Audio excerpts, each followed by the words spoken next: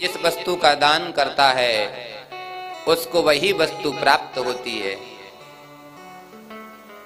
तो रुक्मणी ने कहा, नारद जी अगर मैं भगवान का दान कर दूंगी तो मतलब भगवान फिर मिलेंगे। नारद जी बोले, माता जी मेरा तो काम है बताना, आगे आपकी इच्छा। तो भगवती रुक्मणी ने सोचा मैं भगवान का ही दान कर दूंगी। क्यों? क्योंकि जिसका दान करो वही फिर मिलता है। अब भगवती रुक्मणी सोचने लगी, मैं किसको दान करूं भगवान के लिए। तब महाराज नारद जी ने कहा, उत्तम ब्राह्मण को दान करना चाहिए और मुझसे अच्छा ब्राह्मण कहाँ मिलेगा तुमको। तो तुरंत रुक्मणी ने संकल्प पढ़ के और भगवान का दान कर दिया नारद को। और जैसे ही नारद जी को भगवान दान में मिले, सही नारद जी ने पकड़ा भगवान का हाथ और लेके जाने लगे। पूरे द्वारका के लोग रोने लगे, रुक्मणी जी भी रोने लगी। नारद जी क्या कर रहे हो? बोले, माता जी माफ करना, जिस चीज का दान कर दो वो उसकी हो जाती दान देने वाले को। अब भगवान मेरे हो गए, मेरी चीज में कहीं ले जाऊं? अब तो महाराज पूरी द्वारका के लोग रोने लगे, बिना भगवान के कैसे काम चलेगा। अब बहुत सी रानियां तो ताना मारने लगी, और ले अगले जन्म में यही में तो मिलना ही रहे। 16,108 में कबू मौका मिले और ले जैसे तैसे मौका मिलता था। अब नारद ले जाएगा तो अब क्या होगा?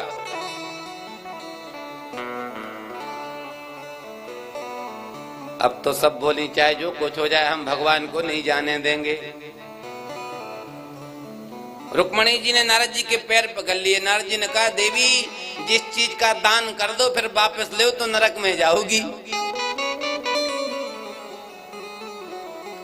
द्वारका के ब्राह्मण बुलाए गए। महाराज तुम्हारे शास्त्रों में कुछ उपाय है इनको बचाने का? ब्राह्मणों ने कहा, हाँ देवी एक उपाय है। आपने अगर किसी चीज का किसी को दान दे दिया और वो चीज आपको पसंद नहीं देना चाहते, तो उसी व्यक्ति के वजन की दानदाता जो वस्तु मांगे वो दे दो।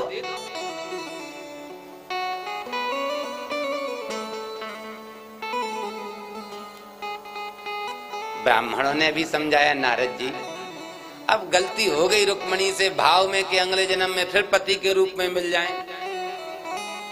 तो एक काम करो, तुम भगवान के जितना वजन है उसके भर चाहे जो ले लो। नारद जी ने कहा, पहले पूछो इन देवियों से देंगी? सब बोली, महाराज जो मांगो सो देंगे। नारद जी ने कहा, और कुछ नहीं, तुम तो मुझे सोना दे दो भगवान के बराबर। पूरी द्वारका सोने की, सब बड़ी खुश हुई। अरे हम अपनी एक एक चूड़ी उतारेंगे तो भगवान के वजन के बराबर हो जाएंगे। अब तो महाराज एक तराजू पर भगवान को बिठाया और एक तराजू पर महाराज द्वारका का सोना। अरे ऐसा कोई पात्र नहीं बचा, संपूर्ण द्वारका का सोना, संपूर्ण रानियों ने अपने आभूषण सब कुछ दूसरे पलड़े पर रख दिया, लेकिन भैया भगवान के बराबर नहीं होता। अब तो बड़ी परेशानी, बड़ा खतरनाक महात्मा नारद एक भगवान को ले गए, अब पूरी संपत्ति भी तो ला ली। अब क्या करें? जब किसी की समझ में कुछ नहीं आया, क्या करें, क्या उपाय है? तब महाराज भगवान से कहा, प्रभु आप ही बताओ, कुछ आप ही कृपा करो। तो भगवान ने कहा, एक काम करो, ये दुनिया भर का सोना चांदी इसको उतारो और एक तुलसी का पत्ता ले आओ और एक पलड़े पे रख दो और एक पे हमको बिठा दो। और जैसे ही भगवती रुक्मणी ने एक तुलसी का दल दूसरे पलड़े पर रखा और एक पर भगवान बैठे, तो जिस पलड़े पर तुलसी का दल था वह नीचे हो गया, भगवान ऊपर उठ गए। नारद जी को तुलसी दल दिया, बोले खाओ और चलो। तो आज भगवान ने ये लीला इसलिए की क्योंकि भगवान को भगवती तुलसी की महिमा को बढ़ाना था। ऐसी महिमा है भगवती तुलसी की। और कहां तक कहें, हमारी राधा रानी ने भगवती तुलसी का पूजन किया है। गोपियों से राधा रानी ने तुलसी का पूजन करवाया है। भागवत जी में तुलसी की बड़ी महिमा है। रास पंचाध्यायी में, रास पंचाध्यायी में गोपियां भगवती तुलसी से पूछ रही हैं, कच्ची तुलसी कल्याणी गोविंद चरण प्रिय। हे भगवती तुलसी, तुम्हारा कल्याण हो, तुम भगवान गोविंद को अति प्रिय हो। क्यों? क्योंकि भगवान गोविंद तुमको कभी दूर करते नहीं, अथवा गोविंद तुमसे दूर कभी होते नहीं। तो हमारे गोविंद कहाँ खो गए, तुमको जरूर पता होगा। क्यों? क्यों तुम तो सदा सर्वदा उनके साथ में रहती हो। बताओ गोविंद कहाँ हैं? भैया कितना कहें हम तुलसी की महिमा। ऐसा शास्त्रों में वर्णन है।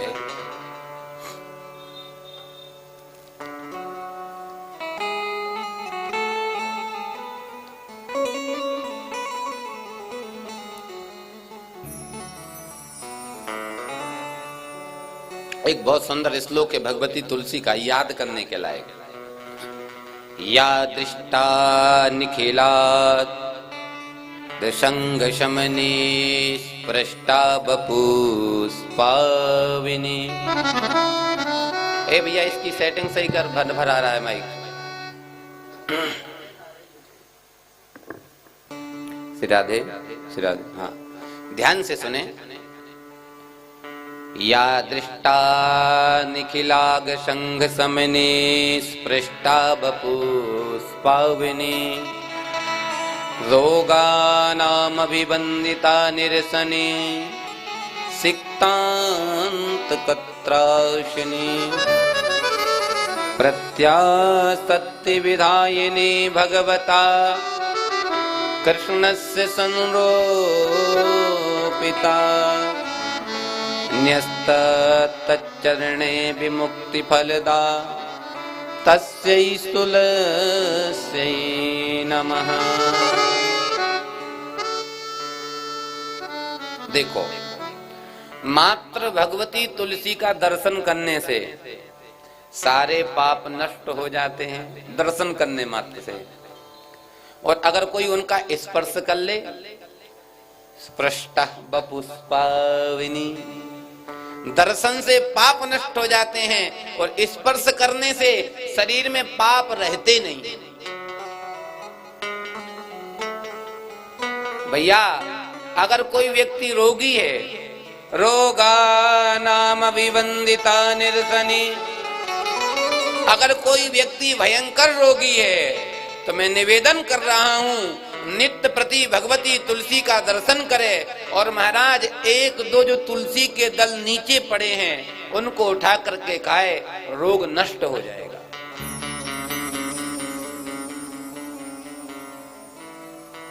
और बहुत अच्छी बात है, कृष्णस्य संरोपिता। अगर कोई व्यक्ति नियम पूर्वक नित्य प्रति तुलसी दल पान करने का नियम बना ले, ऐसे नहीं गए और उतारी और खाई और चलते बने, नहीं नहीं नहीं, पहले भगवती तुलसी को प्रणाम, जल चढ़ाओ, प्रणाम करो, फिर उनके दल उतारो और वह तुलसी दल ठाकुर को अर्पित करो। और सांझ को जब भगवान का शयन कराओ तब उस दल को उठाओ और पालो। अगर कोई व्यक्ति इस नियम से 1 वर्ष तक तुलसी दल का पान करे तो भैया उसके हृदय में भगवान श्री कृष्ण की भक्ति जागृत हो जाएगी। नास्तिक से नास्तिक व्यक्ति भी भगवान कृष्ण का भक्त हो जाएगा। और चौथी बात है,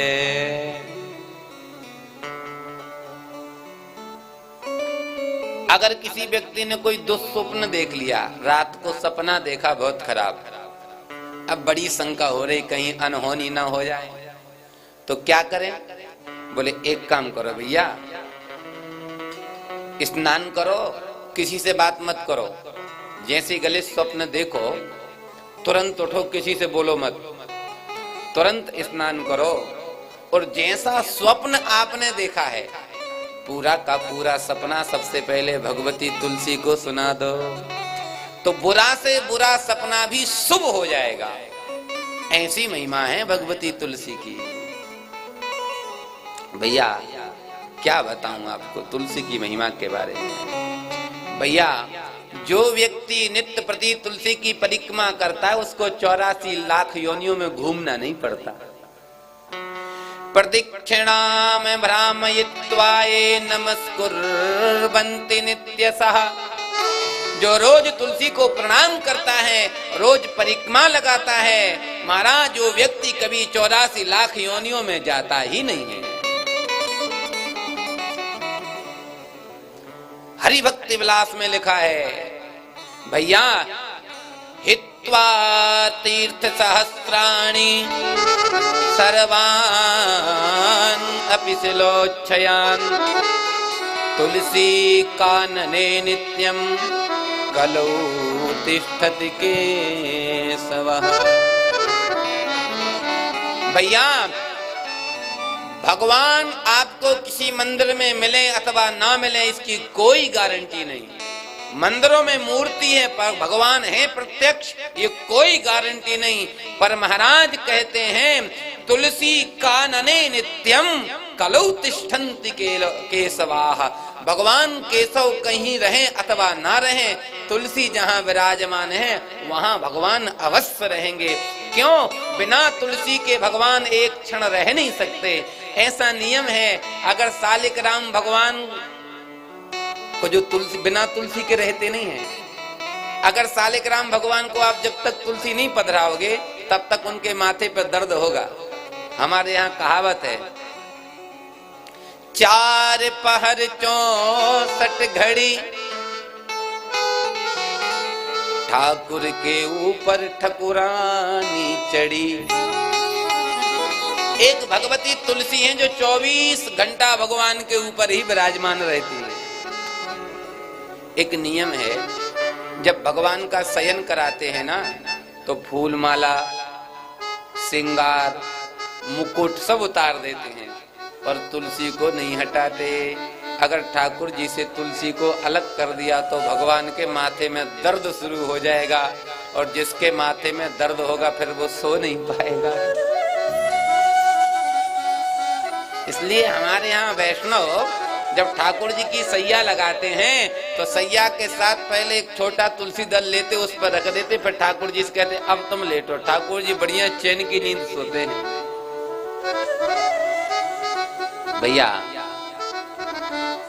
नवधा तुलसी नित्यम ए भजन्ति दिने दिने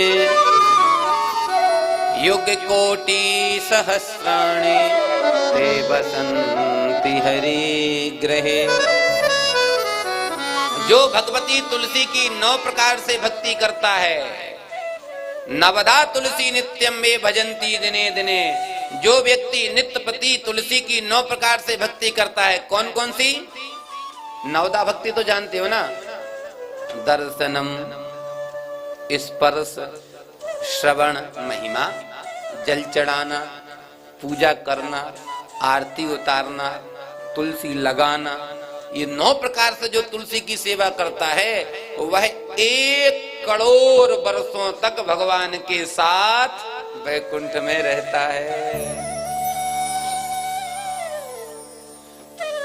देखो भैया, स्नाने दाने तथा ध्याने प्रशासने केशवार्चने तुलसी दहते पापम रोपणे कीर्तने कलौ।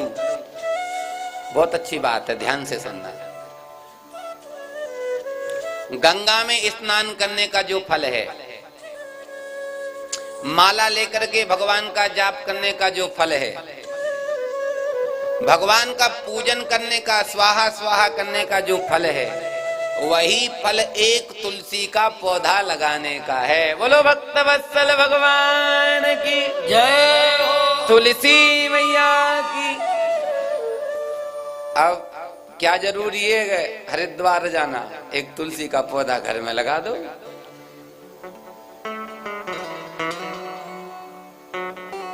यमराज अपने दूतों से कह रहे हैं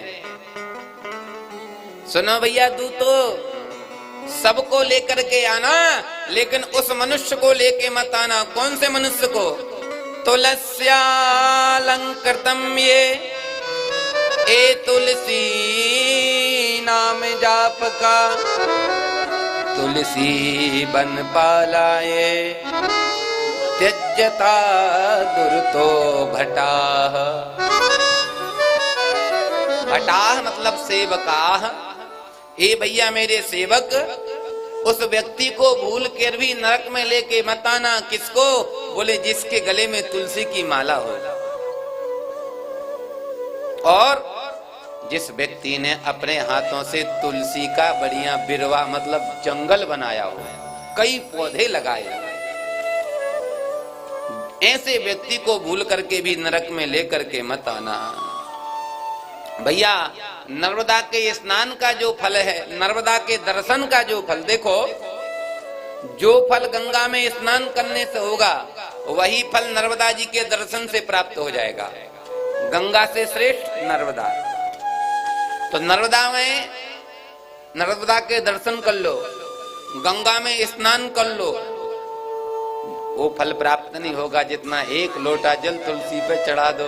तुलसी का दर्शन और तुलसी को स्नान गंगा और नर्मदा से भी श्रेष्ठ है।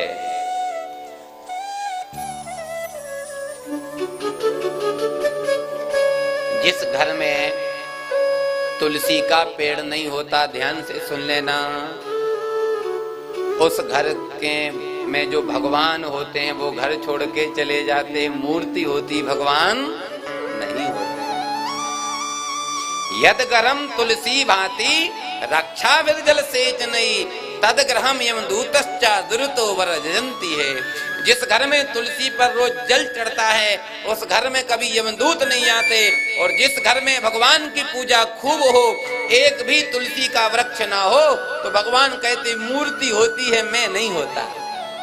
अगर चाहते हैं कि गोविंद मेरे घर में हो तो तुलसी जरूर होनी चाहिए।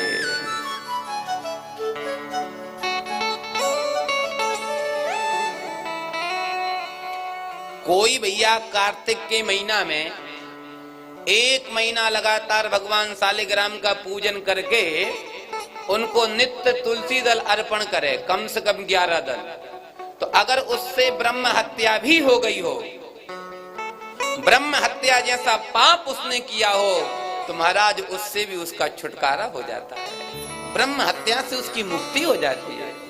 ऐसी महिमा तुलसी की है।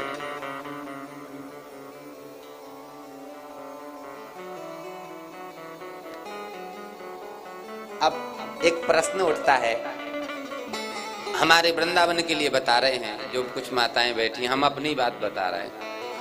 अब नियम तो पालते कि तुलसी भगवती हमारे यहाँ विराजमान रहे, लेकिन ऐसी जोर की ठंडी पड़ती है यहाँ पे कि बचाए बचाए भगवती तुलसी नहीं बचती।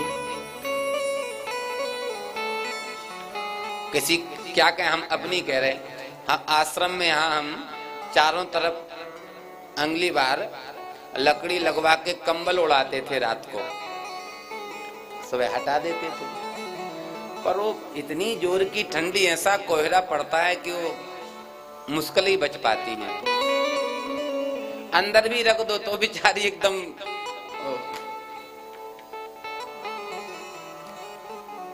तो क्या करें। तो ऐसा नियम है। अब नियम बनाया वर्ष वर्ष तुलसी पूजन का, अगर भगवती तुलसी सूख जाए तो वहां की जो मिट्टी है आप उसका पूजन करो, तुलसी पूजन का फल प्राप्त होगा। मैं मन से नहीं कह रहा हूं। पत्रम पुष्पम फलम काष्ठम त्यक शाखा पल्लवांकुरम तुलसी संभवाम मूलम पावनम मृत्तिका दिवी। देखो भगवती तुलसी 8 जगह पवित्र, 8 प्रकार से पवित्र होती। पत्रम, तुलसी का पत्ता बहुत महान, तुलसी का पुष्प जो मंजरी आती है ये, काष्ठम सूखने के बाद लकड़ी, पल्लवांकुरम जो एकदम अभी पल्लवित हो रहा, अंकुर हो रहा, कहीं कोने में छोटा सा निकलता है, वो तुलसी का मूल मतलब तुलसी की जड़, और महाराज तुलसी की जो मिट्टी है, ये सब बराबर हैं। इनमें अंतर नहीं करना चाहिए कि पत्ता ज्यादा महान या मंजरी ज्यादा महान या लकड़ी ज्यादा महान या ये जड़ है या ये मिट्टी, सब बराबर रूप में है। जो फल तुलसी के पूजन का, पत्ते का हो, पुष्प का हो, जड़ का हो, मिट्टी का, सब बराबर रूप से प्राप्त होगा। भैया, जो व्यक्ति नित्य प्रति तुलसी का पूजन करके तुलसी के नीचे, पेड़ के नीचे की जो मिट्टी होती है, अपने मस्तक पे लगाता है,